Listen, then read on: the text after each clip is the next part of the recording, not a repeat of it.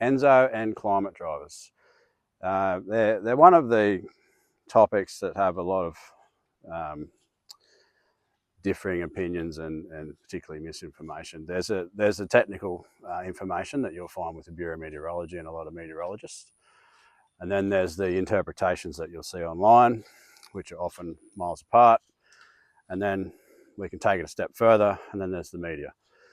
A good example is the El Niño of 2023, dubbed the Super El Niño. And according to a lot of the weather groups, and then of course the media, which sensationalised a lot of the key wording, predicted extreme bushfires, record drought, comparing it to 2019, and lo and behold, we had one of the wettest Novembers on record for that year.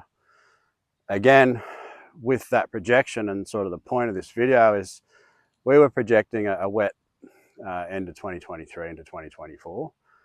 We copped a lot of backlash online, particularly because of the El Niño forecast.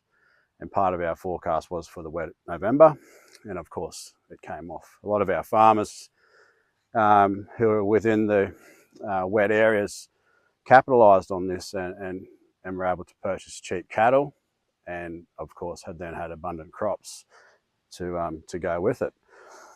So again, talking about ENSO and the future is I've been discussing over the recent months towards the end of this year into early 2026. We may shift towards El Niño again.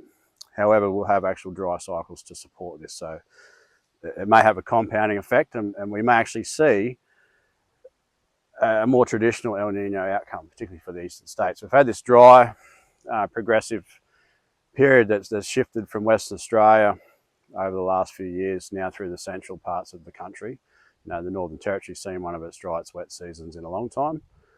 And now this dry phase is shifting into the eastern states. So there's a key indicator there. If you look at the sea surface temperature anomalies, there is a definite warm pool building off the west coast of the Americas. And this is an early indicator that should be watched.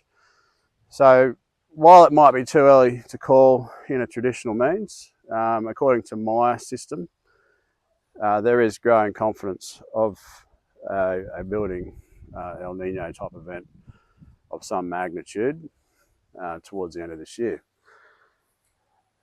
Regarding my work is independent, and for that reason, I'm able to do what I do. If my work followed the rules of traditional meteorology, I wouldn't be able to forecast these events, you know, six months plus ahead of anyone else. So there is credibility in my work, which should be used with my long-range forecast for that reason. Generally, these major events do occur where and when I say they will, within reason. Obviously, I'm not right all the time, but there's enough reliability there to warrant some confidence in the future. Anyway, I'll keep these updates coming, particularly regarding the shift to possibly drier conditions towards the end of the year, and keep you in the loop. Cheers.